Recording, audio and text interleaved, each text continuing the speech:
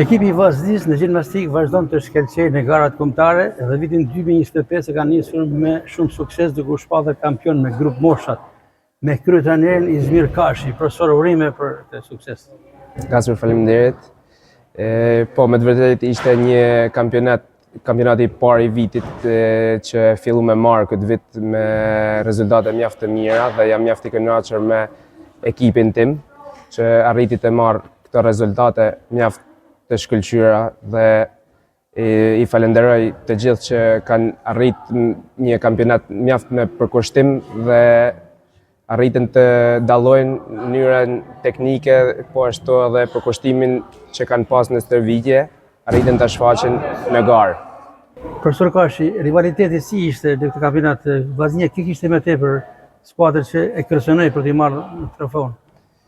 Konkurenca ishte mjaft e madhe në këtë kampionat. Dallonte ekipi i Beratit që kishim një konkurrencë mjaft e madhe, ekipet e Tiranës ishin mjaft mirë dhe arritëm të dalim me sukses duke arritë të marrim 2 vendet para me kategoritë të ndryshme. Kush pikati më tepër si individ nga ekipi i Vllaznisë? Kishim në të rritura ishte Gresa Dragani, Merli Islami, Michel Abitani, po ashtu Maria Zefi, Amati Alleshi ishin mjaft që dominonin në garën e zhvilluar këtu në Shkodër. Për disa vitesh duket se gjimnastika artistike në Shkodër po dorëzon dhe ka krijuar një traditë, jo dhe fal punës tuaj pasionante, por që keni për krah edhe kolegën tuaj Shpresa Salja dhe babain tuaj Latif Kashi, që është i gjimnast veteran dhe përvoja e tij patjetër jep ndihmën e dur. Patjetër do të falenderoj stafin teknik, të gjithë stafin, po ashtu edhe babain tim, që punojmë çdo ditë së bashku dhe arrijmë të nxjerrim këto suksese vit pas viti, arrijmë të mbajmë traditën siç e ka Shkodra për çdo lloj sporti të jetë në vendet para. Ndërkohë shikojmë që masiviteti në stërvitjet e Vllaznisë sa vjen dhe shtohet, duket që edhe preferenca dhe pëlqimi i brezit të ri për këtë sport është në nivelet e kërkuara. Gjimnastika është një sport olimpik, sport elitar i cili është në mbështetje në të gjithë sporteve tjera. Dhe të gjitha kanë kuptuar këtë si prindërit, si fëmijët që duhet të jenë pjesëmarrës në një lloj sportit për shëndetin e tyre, për trupin e tyre dhe prandaj kemi një masivitet shumë të madh.